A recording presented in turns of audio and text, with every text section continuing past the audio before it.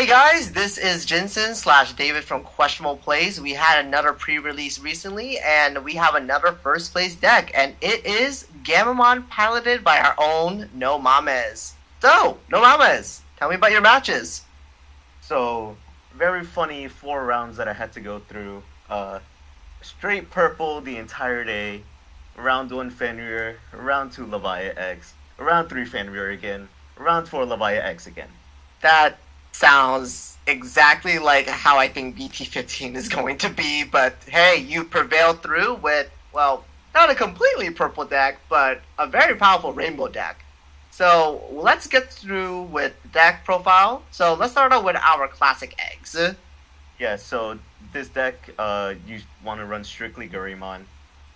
You can get away with BT8, but for this deck, you want to run the RB Gammamon because you're constantly putting sources under your cards, so you get this extra draw, typically starting on turn 2. Really powerful draw engine right there. Okay, so eggs are pretty simple. Let's start out with our rookies because we did get the limited pack this set. So that means Gammon's at full power. Correct. So from older sets, we have the promo Gammamon, which just gives inheritable 2k. RB Gamma, which is one of your searchers, also gives an inheritable 2k. But new from the limited pack is the purple Gammamon, which helps the deck a lot. One is his inheritable, which lets you play a hero from your hand. This deck used to have a lot of trouble playing out tamers, which made it really slow. You weren't able to get your effects. You were stuck with less memory. And this really helps alleviate that issue. Second is his main effect, which is when anything else gets deleted by an effect on your side, you're able to evo from trash for free, and it is all turns. So you can use it as a really strong response to your opponent. And then the second LM card we have in the rookie slot is Bokomon. So Bokomon is your second searcher, grabbing any card out of the top 4. But more importantly, he is a protection for the deck, which this deck had no defensive options before. It was very easy for your stack to get outed. Now it's really hard to get your stack outed because this is anything that would cause it to leave the field triggers this protection. Is this is not including battle, correct? No, this is including battle. It's anything that Oh, would cause yes. it to leave the field. Leaving play, yes. Another powerful phrase in this game is leaving play. So yes, Bokomon really, honestly, also in my opinion, really made this deck super sturdy, versatile, and also durable. And also that purple Gammon really solved a lot of tempo issues. All right, so that was the rookies, pretty straightforward. Let's start out with the champions, and I see one funny card. Yeah. So starting at the level 4 and higher level, Gammamon has options to multiple colors that you can go into. I decided to streamline it more. So for the purple rookies, we have or purple champions, we have 3 are Gulas from BT10, which gain retail when you have a Gammamon under, and they let you play out 1 on deletion.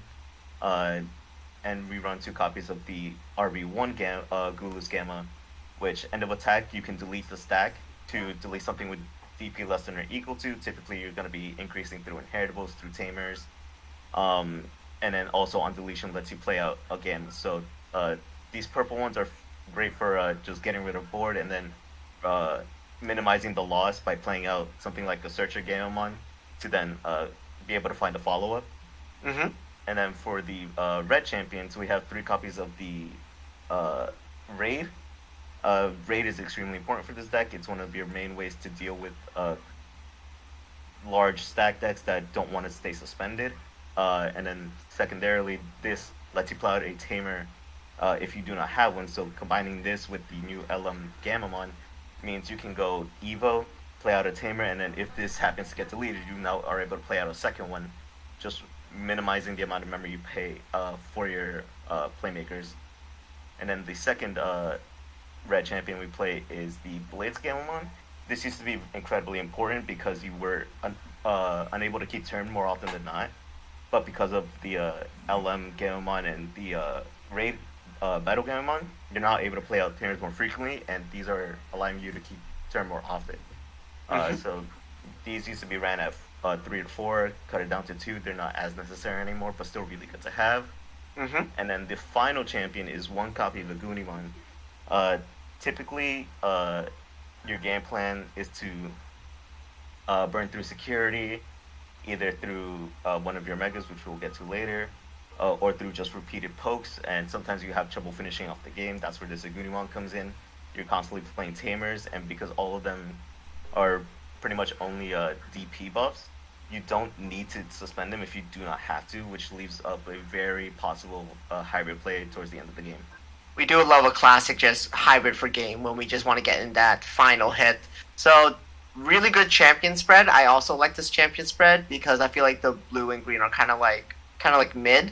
But let's go to now the ultimates, which greatly changed since the LM pack. Yes, so not only did we get another ultimate from LM, we also got one in BT15, that being Bombermon, which we run one copy of. On play and Digivolve, it gives something minus 3k, and on deletion, gain memory. It lets you be a little more flexible with what you go into towards your top end. More importantly, it's another color, which will matter in a little bit. In terms of LM, we have the Regulus Ace, extremely strong card for this deck, specifically because you're able to do something like slam it down for 5 towards the start of the game, put the Arcturus under, delete a level 4, and then burn a security super early in the game. Not only that, but because it's Blast Evo and the deletion is all turns, you're able to have more interactions on your opponent's turn than you would previously. Quick note, this unlike the rest of these level 5s, this does not give you the effects of the rest of the Gammamons. So if you are not prepared, this could actually block you off from future plays. We run one copy of the RB Canonwise, which lets you warp from a Gammamon with the Gammamon source. Typically you ran more before, but because you're able to just climb up so much easier, you have access to Blast Evos, you don't need to warp as much, you simply just don't pay the memory by Blast Evoing. And then 3 copies of the BT10 Canonwise. This is your main aggro tool towards the top end. This is what gives you more DP and an extra security check, which it lasts for the turn, so that means you can do swing, Evo, restand, and then swing again for an extra 2 checks. Very powerful stuff. The fact that Bomberman gives that debuff, and also you have Regulus Ace that could potentially like do those really early like damage without like fully interacting with your opponent's security. Again, really really strong. The LM pack really did like give Gammamon significantly more tools than it had before. Now we're gonna move on to Megas, which of course there's more LM support here. Yes. So from previous sets, we have Arcturus. Before it was sort of like a 3-3 between Arcturus and Sirius. Now Arcturus is the best mega in this deck, solely because you're so often able to just tuck him under something, delete, and get a very easy burn on the opponent, dodging removal, dodging tamer plays. Plus the fact that all your purple stuff plays it from trash, meaning once you get one in rotation, it's constantly going to be used over and over, so you really want to find him early on. These new Siriusmon from LM, of course an ace, so he has the Blast Evo. He places a card with Gamma with the text underneath, and then he deletes an AK or less, and then for each color he increases by 1k, which is why the Bombermon can come up sometimes because it's an extra color. Funny enough, also Pokemon, because it doesn't need to be Gamma in name, just text, so that's an extra color. And then all turns when the Digimon is deleted, gain a memory. It could be yours or your opponent's, but the fact that you can sometimes still turn with it is great. And then Siriusmon is one of your other aggro tools. On Evo, it pops something with DP less than or equal to, which is deck loves doing. But more importantly, it gives you a restand, so it's great for clearing board, it's great for clearing out security. And also the fact that it's a 3 cost, meaning it's relatively cheap to Evo into. It's really powerful that this deck actually has 2 ace cards that are just, 1, easy to get into, and also 2, just provides, again, the extra damage, extra utility, extra everything. This Siriusmon ace I really like because it can potentially still churn, and also, again, I love Siriusmon, again, from RB1 because it can retain the Blitz, it can retain a lot of things with the Gammamon sources, so that restand could become, like, a really powerful thing. Yeah, And and then now we go to our last. Oh, sorry. no, I was gonna say, and then finally the last mega or nice level 7, which is your big payoff for Arcturus, for putting Arcturus in the source of Siriusmon to Evo into it for 3. Um, this card is great in the mid game where you're just trying to either control board or you're trying to just keep momentum going.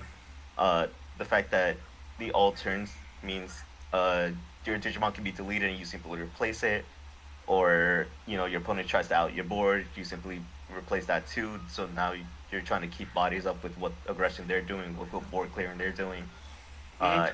and then he himself is removal at the end of your turn Yeah. by being able to put in sources. So now you gain effects if you're going up through a stack. You're just stacking on more and more effects. If you're simply play him out through something like Arcturus, you place himself under, and now you've burned another security before your opponent's turn starts. That's really powerful. Proximamon is a very, very powerful mega, and honestly, the fact that it has a continuous like value engine attached to it, again, just makes him very, very strong. And yeah, no, this again, Gammon, very, very powerful with the LM cards. I do see just one option card. Yes, so this deck has very limited space in terms of flexibility for options, but we are running one calling, specifically because it lets you trigger Arcturus, it lets you trigger Gulus, and it lets you trigger Gammamon from the LM specifically, because Gammamon does not require it to be deleted by your opponent's effects. It's just when a effect deletes. Meaning, if you pay 1 to delete something like a Pokemon that was used to attack, and you want to use Regulus to bring it out later, you're able to then evo the Gammamon for free, grab back a Regulus Ace from trash, and maybe like a Proxima, and now you're fully set up. I really like this because you get to recycle your Arcturus, recycle your Gulus, recycle all that stuff. And now we go down to our final cards, the Tamers. Yes, so Tamer's pretty self-explanatory. You want your memory setter hero and your 4 heroes that put sources under. You can really play around with these numbers just because you're able to play them out so much more often now. I prefer a 1-4 split. Some people like 2-3. Some people don't run the memory setter. It's really player preference. And honestly, yeah, like I don't think you really need the memory setter that much. Obviously, the RB hero is definitely the way more important one. But anyways, good job, No Mames, for getting first place with Gammamon, because I know Gammamon had like a rough time getting to this point, but I'm very happy it's at this point right now. Me too. I love my boy. Oh yes, we all do. Anyways, thank you everyone. This has been another deck profile from Questionable Plays. We'll see you all again next time.